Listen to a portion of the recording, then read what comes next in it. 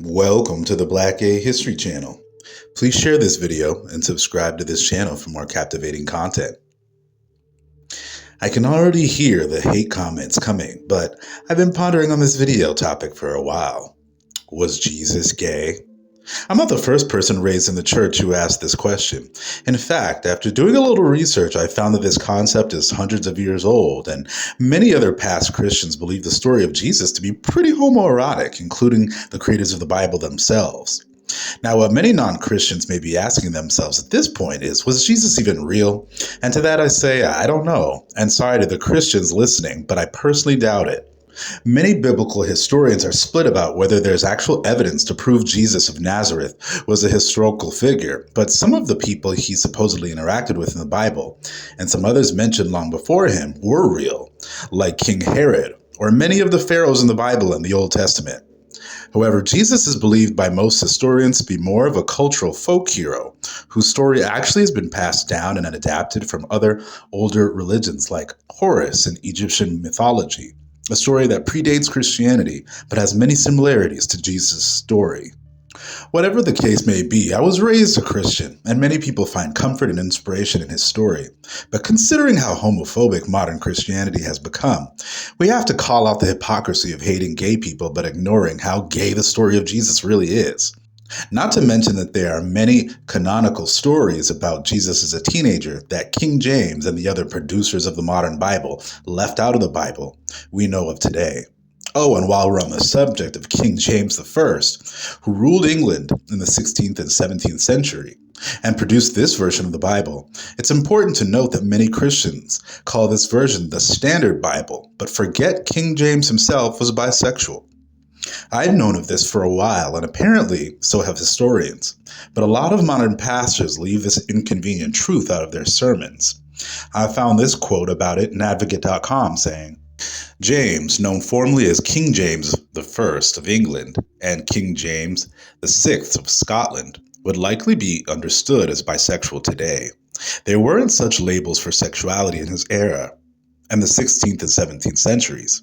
He apparently had a passionate relationship with his wife and Queen Anne. He was no heir and a spare man. He had multiple pregnancies with her, so they had a fairly active sex life. Stephen Verapin, a biographer of the king, recently told Esther Adley in an article for The Guardian.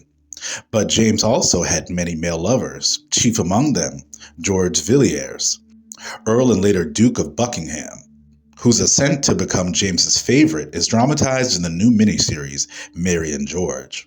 End quote. P.S. Now I really want to see that series, Mary and George. But to me, what makes Jesus' story suspiciously queer is that most of the other male heroes in the Bible had wives and children, but Jesus never seemed concerned with having either. So how Christians can claim we all need to get with the opposite sex and have kids when their own Lord and Savior never did is astoundingly hypocritical. Another inconvenient truth about Jesus is that he was never intimate or close with a woman, but he was close with men, his 12 disciples, and it was no secret that he had a favorite, his beloved disciple John. I found a great quote on Wikipedia that echoed my own thoughts perfectly because in the entire Bible, Jesus never calls anyone else beloved, not even his mother Mary. According to Wikipedia and obviously the Bible, the Gospel of John makes several references to the disciple Jesus loved. John 13:23, John 19:26, John 21, verses 7 through 20. Another one of the most homoerotic and queer parts of Jesus' story is when he's finally betrayed, which leads to his crucifixion and death at age 33. Jesus is betrayed by one of his own disciples, Judas. And how is he betrayed? With a kiss.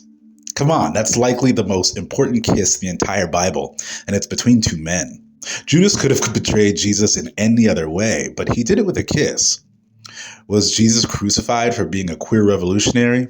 Maybe the kind of love he was promoting between men was a threat to the establishment, and a sign of intimacy between men was enough to finally put Jesus away for good. Another sign that Jesus and John were lovers is that when Jesus was dying, he asked for John, the beloved, to do the duty of what most widows are tasked with, caring for his mother when he's gone. I found many articles online from religious scholars who've come to the same conclusions as me.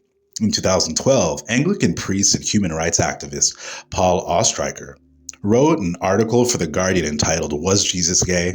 Probably," giving his in-depth opinion about Jesus' relationship with John, the beloved disciple, saying, quote, "When Jesus saw his mother and the disciple whom he loved standing near, he said to his mother, 'Woman, behold your son.' Then he said to the disciple, 'Behold your mother.' And from that hour, the disciple took her to his own home." That man clearly had a unique place in the affection of Jesus. In all classic depictions of the Last Supper, a favorite subject of Christian art, John is next to Jesus, very often his head resting on Jesus' breast. Dying, Jesus asked John to look after his mother and asked his mother to accept John as her son. John takes Mary home. John becomes unmistakably part of Jesus' family, end quote. Ostreicher isn't the only biblical scholar who came to this conclusion. Hugh Montefiore, Bishop of Birmingham and a convert from a prominent Jewish family, dared to suggest the possibility and was met with disdain, as though he were simply out to shock. But the even crazier part about all this, I found out about reading on this subject, is that King James I himself, the very creator behind the King James Version, the most popular translation of the Bible, also believed that Jesus was in love with John, and he even referenced this in the royal courts to defend his own relationship with his male lover. I found this fascinating quote on Wikipedia saying, "James I of England may have been relying on a pre-existing tradition when he defended his relationship with George Villiers of Buckingham. I wish to speak on my own behalf and not to have it thought to be a defect, for Jesus Christ did the same, and therefore I cannot be blamed. Christ had his son John, and I have my George," end quote. Between the very creator of the King James Version of the Bible being bisexual, to him believing Jesus and John were in love, to the Bible naming John beloved disciple several times, to the infamous kiss of Judas, I'll let you all watching at home make up your own minds, but I think it's pretty clear that Christians have no room to judge those of us men that love one another and even kiss them, because their own Savior Jesus did just that.